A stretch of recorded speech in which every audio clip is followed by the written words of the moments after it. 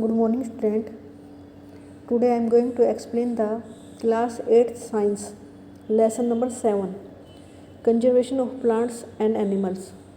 It means we have to try to conserve the plants and animals.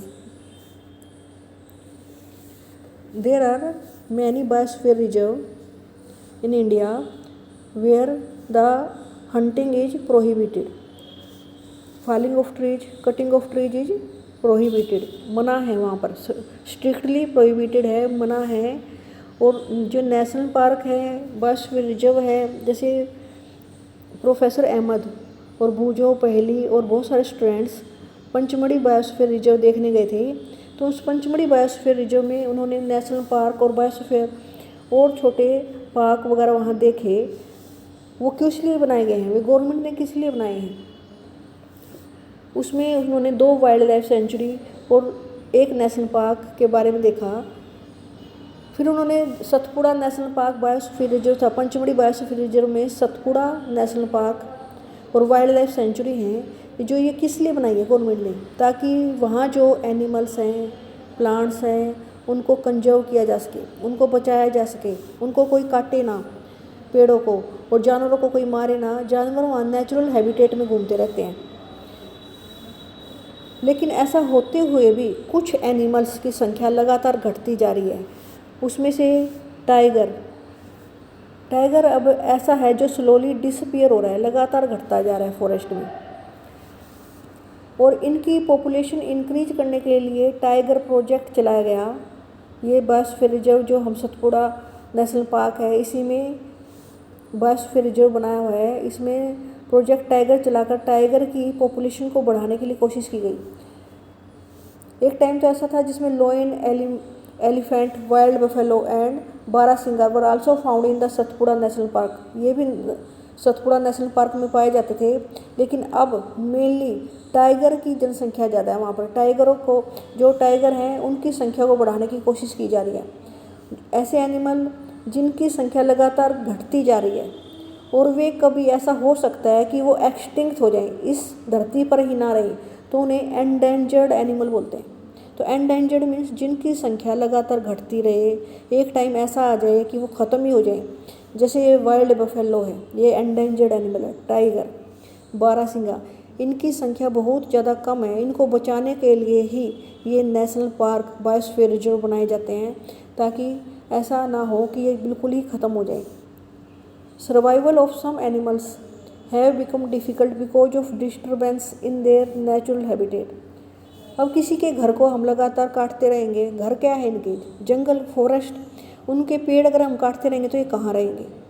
तो उनको हम disturb करें, उनकी नदियों को पोल्यूट करें वहाँ पर, तो उनके घर को डिस्टर्ब करेंगे तो इनकी लाइफ में दिक्कत आएगी और इनकी पॉपुलेशन घटती चली जाएगी। तो प्रोफेसर अहमद बच्चों को यही बता रहे हैं, tells them that in order to protect plants and animals, तो हमें क्या करना पड़ेगा, इन प्लांट्स को, एनिमल्स को बचाने के लिए स्ट्रिक्ट रूल बनाने पड़ेंगे। And imposed in all national park. अब ये नेशनल पार्क वैसे बन चुके हैं, लेकिन यहाँ पर भी कभी कभी शिकारी आकर और चोरी छिपे इनको मार देते हैं।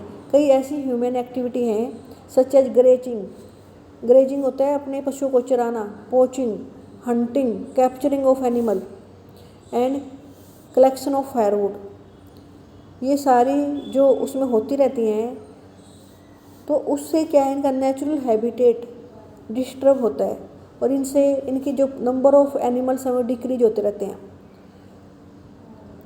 ये सब नॉट अलाउड मीन्स अलाउड नहीं होना चाहिए। क्या क्या अलाउड नहीं होना चाहिए नेशनल पार्क में? ग्रेजिंग, पशुओं को चराना, हंटिंग, उनको मारना, पोचिंग, उसके अंदर घूमना, कैप्चरिंग ऑफ एनिमल्स को पकड़ना, हंट करना, उनको मारना, ये सब नहीं होना चाहिए। माधव जी टेल्स पहली that small animal are much more in danger of becoming extinct. हम केवल ये नहीं कि बिग एनिमल ही, जैसे पहली पूछते क्या केवल बिग एनिमल है वो ही ख़त्म हो सकते हैं? नहीं, ऐसा नहीं है। छोटे एनिमलों को और ज़्यादा खतरा है ख़त्म होने का। We kill snakes, frog, lizard, bats, owl ruthlessly. Means बिना सोचे समझे हम सांपों को, फ्रॉग्स को, लिजार्ड्स को, छिपकलियों को मारते जा रहे हैं without realizing their importance in the ecosystem. आपको इकोसिस्टम के बारे में पता है ecosystem is a system which consist of biotic component and abiotic component. Biotic component होता है जिनमें जीवन है, चाहे वो छोटे एनिमल है चाहे बड़े हैं। एबायोटिक कंपोनेंट होता है जैसे सोयल, वाटर, टेम्परेचर, ये सब मिलाकर इकोसिस्टम बनाते हैं। लेकिन हम अगर छोटे जानवरों को मारेंगे तो हमारा ये इकोसिस्टम डिस्टर्ब हो जाएगा। By killing them we are harming our self. अगर हम इनको मारेंगे तो हमारी जो फूड चेन है वो डिस्टर्ब हो जाएगी, हमारा इकोसिस्टम गड़बड़ा जाएगा। हम इनको मारकर अपने आप को ही दिक्कत दे रहे हैं। They might be small in size but their role in the ecosystem can not be ignore. वे बेशक छोटे हैं लेकिन हम उसके रोल, जो उनका काम है, उसको इग्नोर नहीं कर सकते। आप एक छिपकली का ही रोल ही देखो, वो मक्खी मच्छर खाती है। तो ये जो छोटे छोटे इंसेक्ट है इनकी संख्या बढ़ जाएगी अगर छिपकली नहीं रहेगी तो। ऐसे ही अगर आप फूड चेन देखो, जैसे ग्रास है, ग्रास को गोट खाती है, गोट को लोयन खाता है। अगर इनमें से हम गोट हटा दें तो ग्रास ज़्यादा बढ़ जाएगी। अगर लोयन हटा दें, लोयन ही ना रहे तो गोटों की संख्या बढ़ जाएगी। ऐसे तो एक जानवर ज़्यादा हो जाएगा। अगर एक भी फूड चेन में डिस्टरबेंस हुई तो दूसरे जानवरों की संख्या बढ़ जाएगी। They form part of food chain. क्या बनाते हैं ये इकोसिस्टम में? फूड चेन में ट्रॉपिक लेवल बनाते हैं। फूड वेब्स, फूड वेब क्या होते हैं? एक चेन दूसरे से इंटरलिंक है, क्योंकि एक खाने को कई जानवर खाते हैं। अब जैसे ग्रास को ग्रास हॉपर खाता है, ग्रास को कौन खाता है? Grass hopper. और ग्रास हॉपर को फ्रॉग खाता है, फ्रॉग को स्नेक खाता है, और स्नेक को ईगल खाता है। अगर हम ऐसे फूड चेन देखें, लेकिन ये नहीं है कि ग्रास हॉपर को केवल फ्रॉग खाता है, इसको क्रो भी खा सकता है। तो हम यूँ नहीं कह सकते कि एक फूड चेन देखें तो एक एनिमल को एक दूसरा एनिमल खाता है, उसके अलावा कुछ दूसरे एनिमल भी है, दूसरे एनिमल को खा सकते हैं जो। तो वो फूड चेन ना होकर ये फूड चेन आपस में इंटरलिंक होती है, क्योंकि एक जानवर कई तरह का भोजन खा लेता है। तुमने हर्बीवोर्स, कार्निवोर्स, ओमनिवोर्स सुने हैं कि ओमनिवोर्स होते हैं जो ग्रास प्लांट प्रोडक्ट तो खाते ही खाते हैं, मांस भी खा लेते हैं, वो होते हैं ओमनिवोर्स। तो फूड वेब बनाते हैं ये, फूड चेन के मुकाबले क्या बनाते हैं? फूड वेब, क्योंकि इंटरलिंक होती हैं फूड वेब। फूड चेन आपस में मिक्स होकर क्या बनाते हैं? फूड वेब, एक फूड का जाला बनाती हैं। फूड वेब में आपस में ऐसे लिंक होते हैं इनके, क्योंकि एक जानवर को कई जानवर खा सकते हैं। और ये सारे मिलकर क्या बनाते हैं? इकोसिस्टम बनाते हैं। अगर हमारा किसी जानवर को पूरी तरह ख़त्म कर देंगे तो उनकी संख्या ख़त्म होने के बाद हमारी फूड चेन गड़बड़ा आ जाएगी। हमारी फूड चेन खराब होगी तो इकोसिस्टम खराब हो जाएगा। N ecosystem is made of all plants, animals, micro organism in an area along with non-living components such as climate, soil, river, delta, etc. अब देखो इकोसिस्टम की आपको डेफिनेशन मैंने क्या कहा था? An ecosystem is made up of biotic and abiotic component. तो जो ये बायोटिक कंपोनेंट है मीन्स जिसमें जीवन है, प्लांट, एनिमल, माइक्रो ऑर्गेनिज्म, जो दिखाई भी ना दे ऐसे जीव, जैसे फंगस, बैक्टीरिया, ये सारे भी जरूरी हैं। इसके अलावा link with non living component, non living means जिसमें जान नहीं है। आप मिट्टी के बिना रह सकते हो। क्लाइमेट, जलवायु जरूरी है जीवन के लिए। रिवर, नदी, पानी जरूरी है। तो जहाँ पर हाइड्रोस्फीयर होता है पानी, लिथोस्फीयर होता है मिट्टी, और एटमॉस्फेयर होता है हवा, ये तीनों मिलते हैं वहीं पर जीवन पॉसिबल होता है। वो ही मिलकर इकोसिस्टम बनाते हैं। लिविंग और नॉन लिविंग एनिमल्स आपस में क्या करते रहते हैं? इंटरेक्ट करते रहते हैं, और उसी से इकोसिस्टम बनता है। तो हमारा इकोसिस्टम डिस्टर्ब होएगा अगर एनिमल्स एंडेंजर हो जाएंगे। एंडेंजर में उनकी संख्या घटेगी। तो अब है red data book. Red data book is a book which kept the record of all the endangered animal. तो जो रेड डाटा बुक है ये एक ऐसी बुक है जिसमें सारे एंडेंजर्ड एनिमल और एंडेंजर्ड प्लांट, ये जरूरी नहीं है कि खाली एनिमल ही एंडेंजर में है, प्लांट्स भी ऐसे हैं कुछ जो लगातार कम होते जा रहे हैं और एक टाइम आ जाएगा जो ख़त्म हो सकते हैं। तो रेड डाटा बुक एक ऐसी बुक बना रखी है इज मेंटेन इंटरनेशनली, पूरे विश्व में, by an organisation which kept the record of the endangered plants and animal.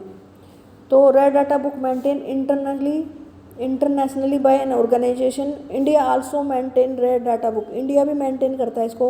वो ऐसे प्लांट्स और एनिमल के नाम लिखता है इसमें जो एंडेंजर्ड हैं। Endangered means whose population decreasing day by day and they are facing danger of extinction, जो फेस कर रहे हैं कि डेंजर का कि वो कभी ख़त्म भी हो सकते हैं। एक्सटिंक्शन मीन्स ख़त्म हो जाना, इस धरती पर ही नहीं रहना।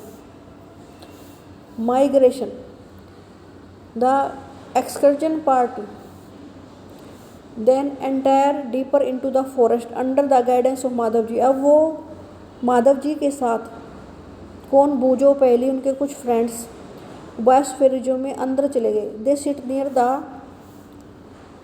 तवा रिजर्वायर, फिर वो तवा रिजर्वायर में थोड़ी देर के लिए रिलैक्स होने के लिए बैठ गए।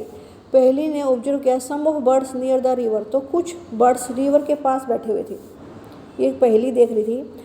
माधव जी ने चिल्ड्रन को बताया कि दे आर माइग्रेटरी बर्ड्स। अब ये वर्ड नया है तुम्हारे लिए, migratory. They birds flow here from other parts of the world, वो इंडिया में दूसरे देशों से आते हैं, वर्ल्ड के दूसरे पार्ट से आते हैं। ऐसा क्यों करते हैं? The migratory bird fly to far away area every year, हर साल ये उड़कर ऐसे आते हैं। During a particular time because of climatic change, क्योंकि क्लाइमेट वहाँ का जलवायु चेंज हो जाती है। अगर ज़्यादा हार्सी वेदर होगा they fly to laying eggs, वे यहाँ इंडिया में बच्चे पैदा करने के लिए आते हैं।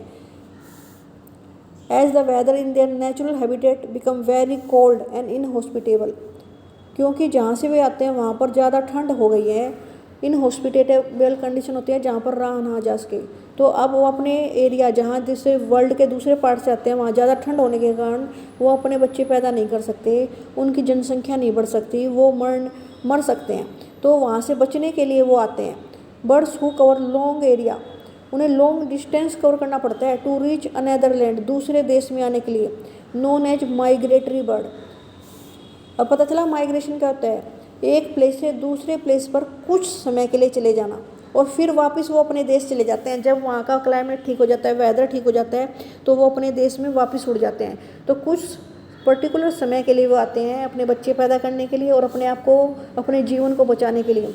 उसके लिए वो एक लंबा डिस्टेंस तय करते हैं, हर साल आते हैं। तो ये migratory bird, migratory animals, migratory fish, ऐसे ज़रूरी नहीं खाली बर्ड्स ही होते हैं, एनिमल्स भी होते हैं और कुछ फिश भी होती हैं जो खारे पानी से फ्रेश वाटर में चली जाती है और फिर फ्रेश वाटर से फिर से खारे पानी में आ जाती हैं। स्टूडेंट, जितना चैप्टर हमने आज पढ़ा है इसे आप पढ़ लेना। Okay students.